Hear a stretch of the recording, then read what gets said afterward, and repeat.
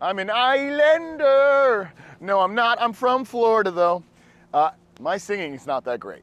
I live in Oregon. That's where this coach is located. And by all means, the 2001 Islander behind me screams Key West all day long. If you can't tell from the ocean-colored side of Florida through the cargo bays and the big, beautiful murals you'll see on all the streets of Southern Florida.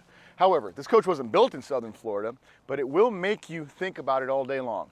And before we keep going, guys, just to let you know, if this information is beneficial to you and you like what you see, please like and subscribe to the link below, and we'll make sure that you get us all the information for the future provided the right way.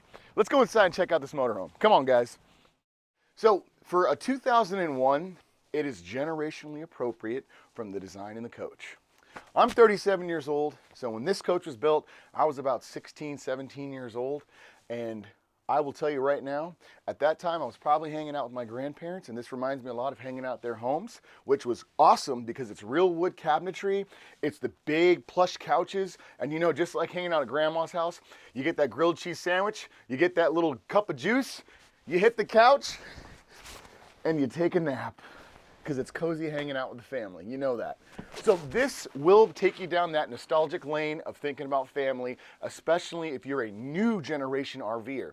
For my folks that are my grandparents' age and everyone else that wants to RV and maybe downsize into something a little less pricey, this is a great coach to hit the road with at 40 feet. It's got the 330 cat motor. It's got just at 99K on the miles, so that's not really that much for a 22-year-old motorhome.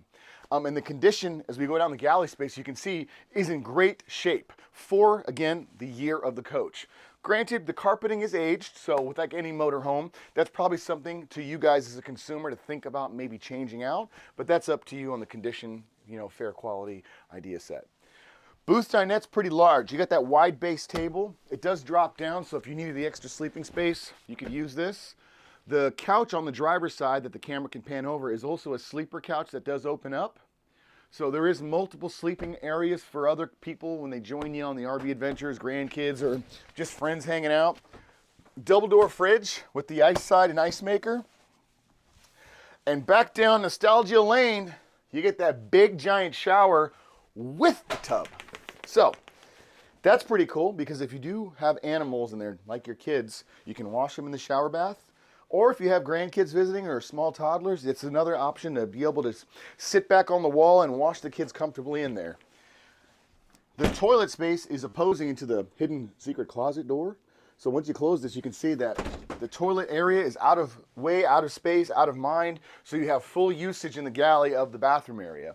And if you're wondering if there's a washer and dryer on board, there is. It's a combo, but there is a washer and dryer below in the inside the galley space of the washroom. So back to the quarters of the coach. This is really nice. And the reason this is really nice and that even makes sense is because if you're driving down the road, you guys are going to, California or to Florida to hit the islands, you don't have to go to a campground to stop over for the night. Keep the slides in, stop at a rest stop. Shh. And just sleep in the bed because there's no slide imposing on here. That means you can stop anywhere and use your coach without bumping out a slide. That is the way to RV and save money. So, if you like the coach, numbers at the bottom, like and subscribe. CSzopa, I'll talk to you guys soon. Thanks.